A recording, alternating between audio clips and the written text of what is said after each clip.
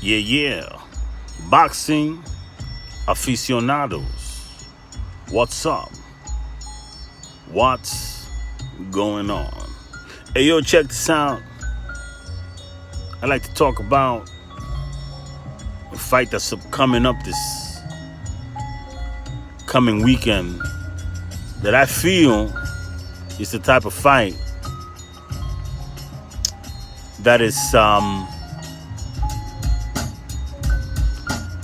that goes missing in its importance. A lot of people don't give credit to these types of fights. And the fight I'm talking about is Vergil Ortiz versus the Mean Machine, Kavislauskas. So the reason why this type of fight is so important is because it is meaningful to both fighters. It is a proverbial crossroad fight, right? So for Vergil Ortiz, it is a fight that goes further along into cementing his status as a true blue contender. It is that graduation period for him. From prospect to top level prospect to legit contender, right? See, a lot of people think that fight that he had with Maurice Hooker was the fight, but I tend to be a little tough in my critique, in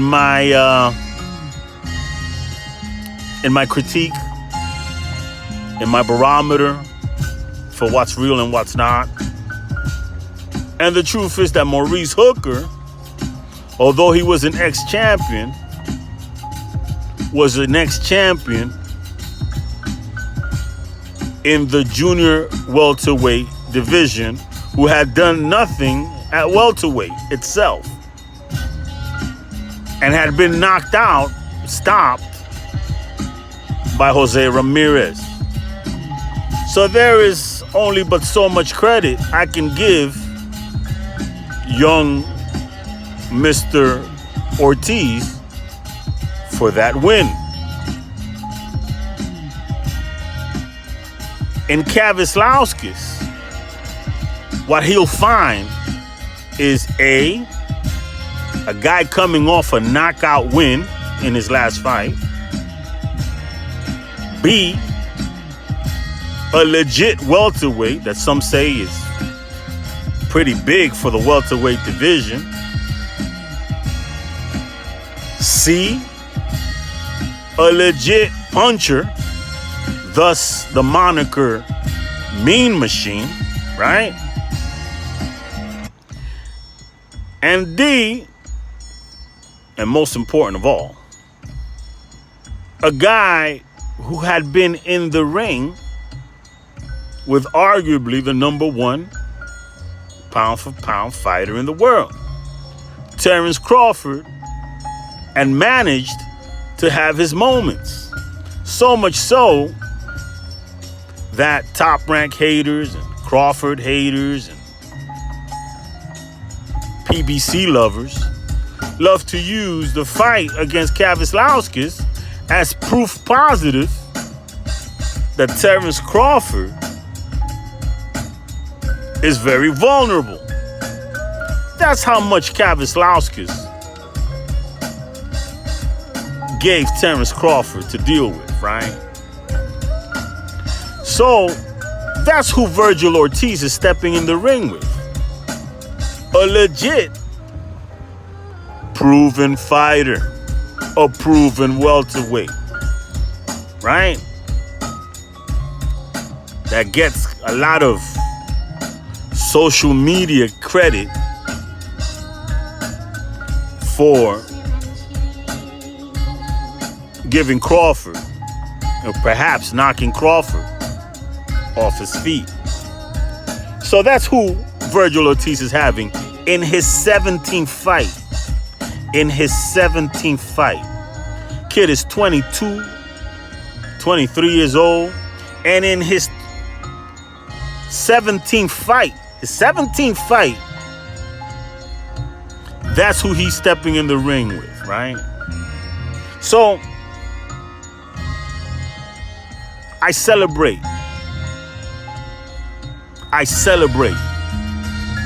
the proper progression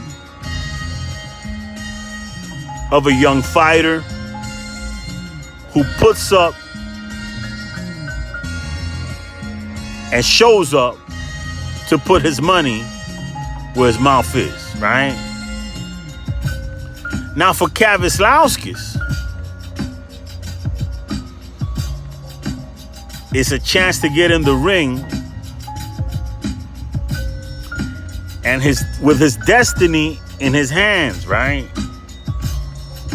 He's gonna fight this young blood, knowing full well that if he doesn't do well against this fighter, his pay scale and paydays are gonna dwindle down significantly and may never get another shot at a belt, right? So for Kavislauskas, it's the type of fight that you must prepare and show up for. And like I said, he's coming off a TKO win, right? So again, this is the type of fight that I live for. This is what I call daring to be great. You see, I don't believe you need to go up or jump 2 weight classes to fight against fighters that nobody asked you to fight or face. I believe daring to be great is simply facing credible opponents on a regular and a consistent basis so that we can see your ascension and your consistency throughout your career. That's daring to be great. You can miss me with that old Amir Khan jumping up 2 weight classes, Mikey Garcia jumping up. Well, like, nobody asks for those fights. Face who you're supposed to face. That's all you got to do. So, to recognize the fight, I tweeted out something very simple, right? And basically, allow me to read this if I can. The tweet goes, give me a minute here. The tweet went, see, this is exactly what I'm talking about. This is the type of fight that's needed in boxing. Vergil Ortiz going against Kavislauskas. Unlike the other talked about young pugilists who choose to fight half-dead has-beens as barometer fights, he's choosing to fight live bodies. I went off the tweet there, but basically it caused a bit of an uproar, got a lot of backlash because there was a lot of butt-hurt people that got a little offended over the tweet since I specifically used Devin Haney and Gervonta Davis as examples of young pugilists who have these types of fights missing from their resumes. The attacks were incredible.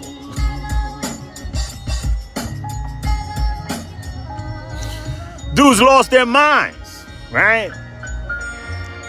But it is what it is, baby. Vergil Ortiz is giving me a fight that I want to see. A type of fight that is respectful of the sport. You see, Vergil Ortiz has said that he's wanting to fight Terence Crawford. Now, when he first said that, I, like most people, thought, another fake-ass call-out. Kid's full of shit. How many tweets and call-outs do we see in boxing that turn to nothing? But in Vergil Ortiz's case, he's doing and putting in the footwork to make that fight happen. He's fighting, right, a shared opponent, a common opponent with Terence Crawford. That right there legitimizes a possible Crawford versus Ortiz fight. See, if you skip the process, then Crawford won't get any credit for beating Ortiz, being that Ortiz is so young. But if Ortiz can put a beating on Kavislauskas better than Crawford, now you're going to have to credit Crawford if he happens to beat Ortiz. You dig what I'm saying? There has to be a sequence of event here. There has to be a method to the madness. And in the sport of boxing, unfortunately, that's missing. You have people that are doing half-baked fights, meaningless fights, like Gervonta Davis versus Mario Barrios. You fought Mario Barrios for what? Who's Mario Barrios? If you're not going to stay at 140 and then face Josh Taylor, what was the point? You dig what I'm saying? The fight that Gervonta Davis needed to give us was Lomachenko back when he was 23, right? But guess who fought Lomachenko at 23? Teofimo Lopez.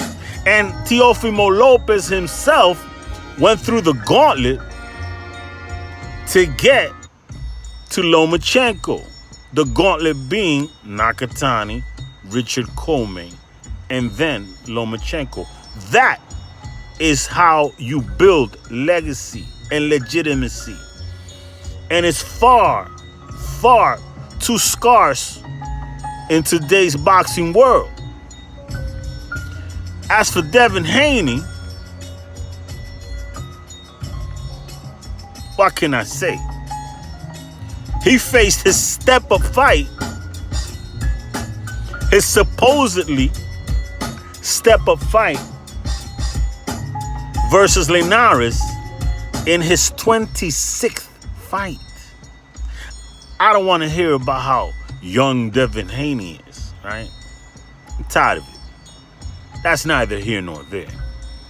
In his 26th fight, he faced his first real opponent. And who was this first real opponent? Linares. Linares, who's been stopped 5, 6 times. Who cuts when the breeze blows.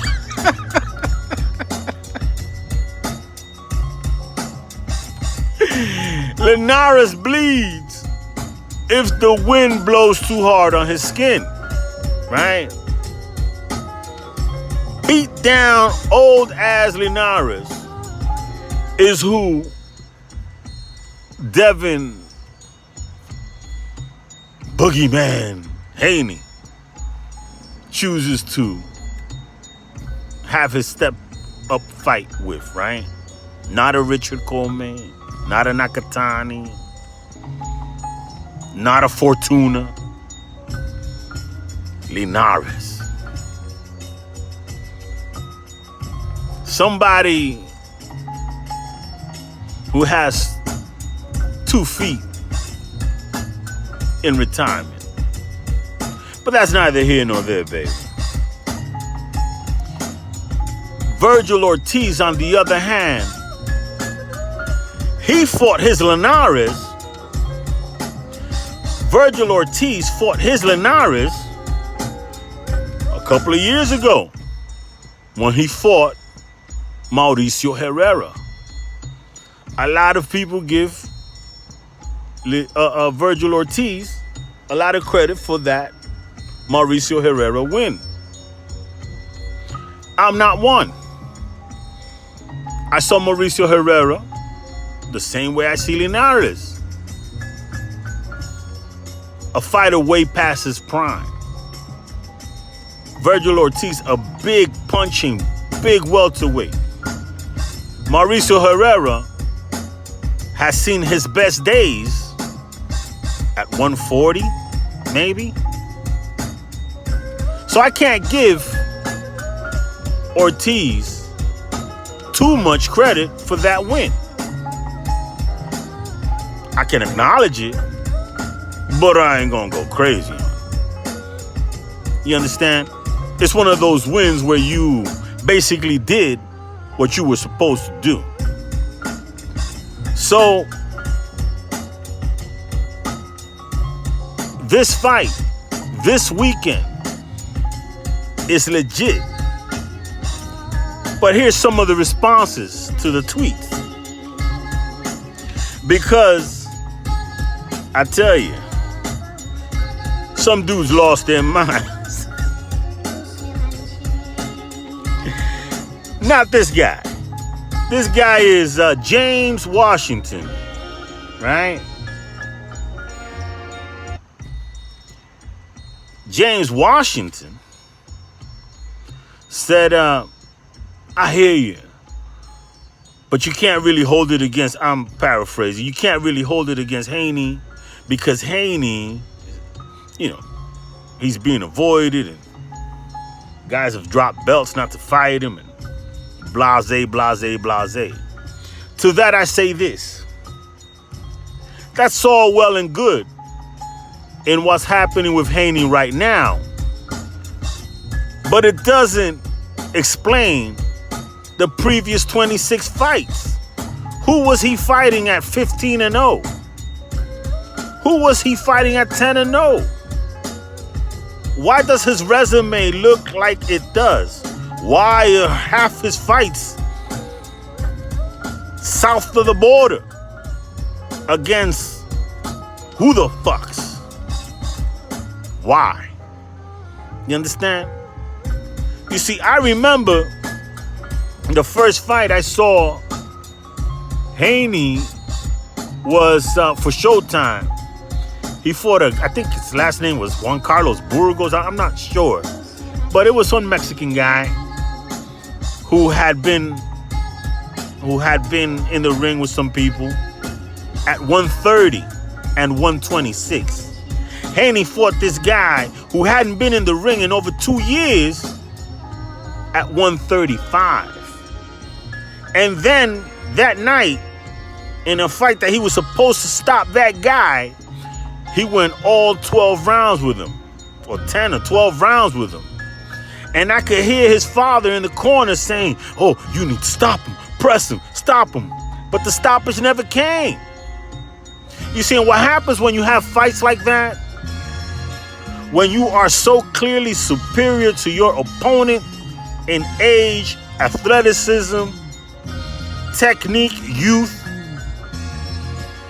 when you have that much going for you and you can't put a guy away who hasn't been in the ring in 2 years, is old, and not fighting in his preferred weight class, what happens is that you look so good that you start looking bad, right?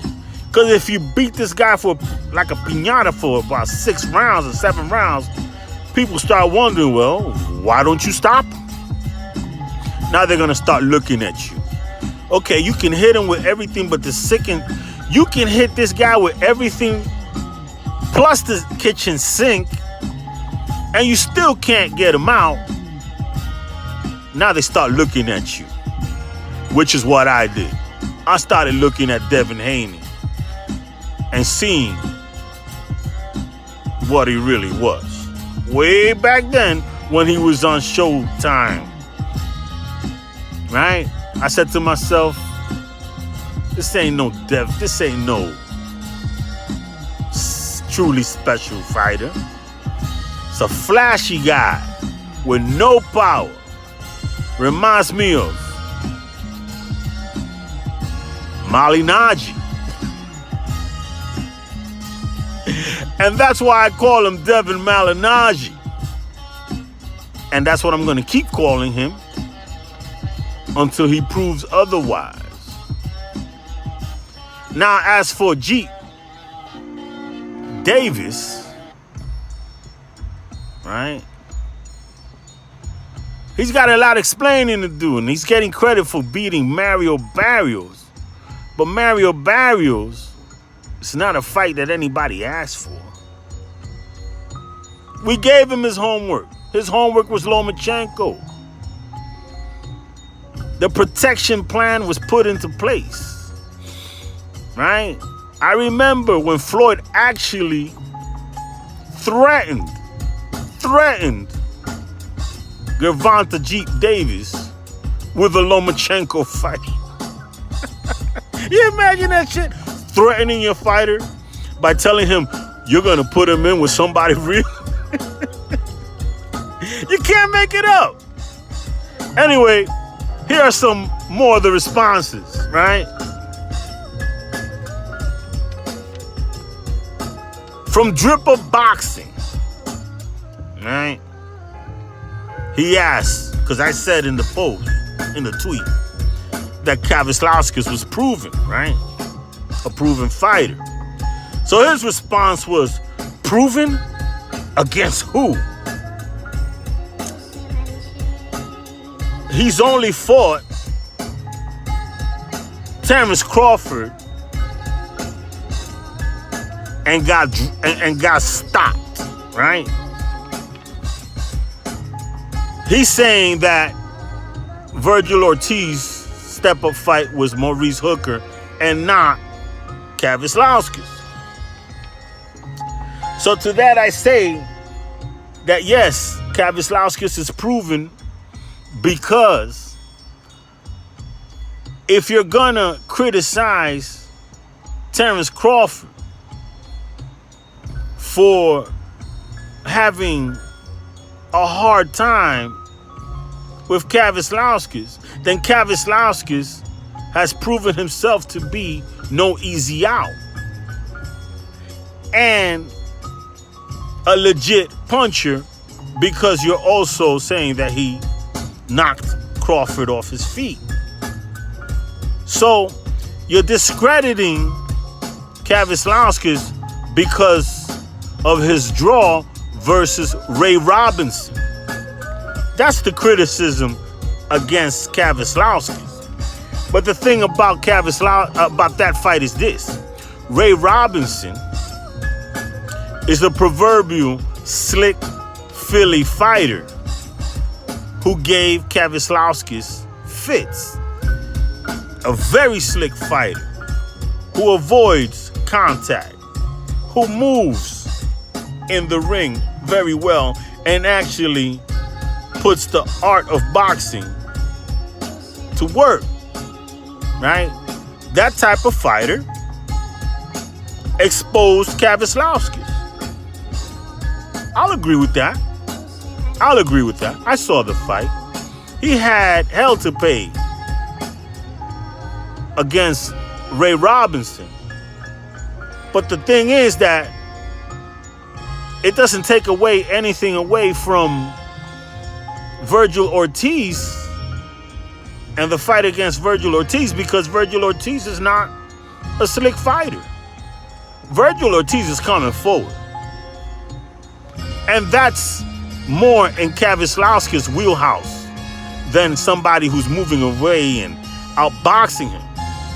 So we're going to see whether possibly Vergil Ortiz can take a punch, right? Whether Vergil Ortiz can stand pressure. Somebody who's going to get hit and keep coming forward, right? We're going to see that. So to discredit the fight over Kavislauskas struggling against Ray Robinson, when Ray Robinson and Vergil Ortiz and Terence Crawford have nothing to do with each other as far as stylistically, is a bit short-sighted. The next guy, E.J. Smith. E.J. Smith says, let me see. Haney fought Lipinets.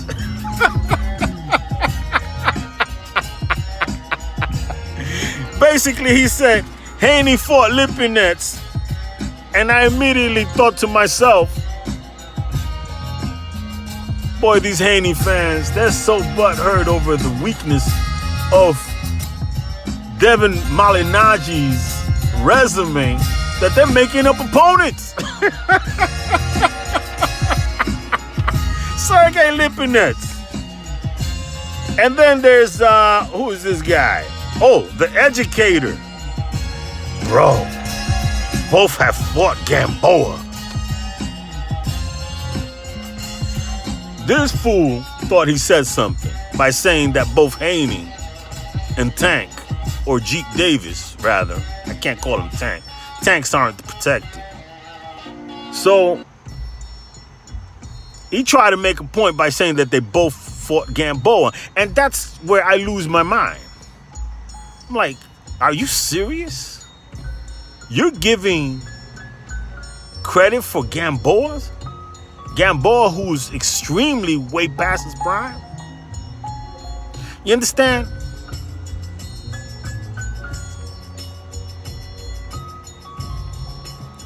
Anyway, man, listen. You can't win.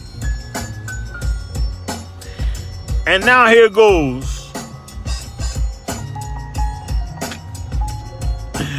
Oh, man, here it goes. Yeah. Art Man Boxing. Art Man Boxing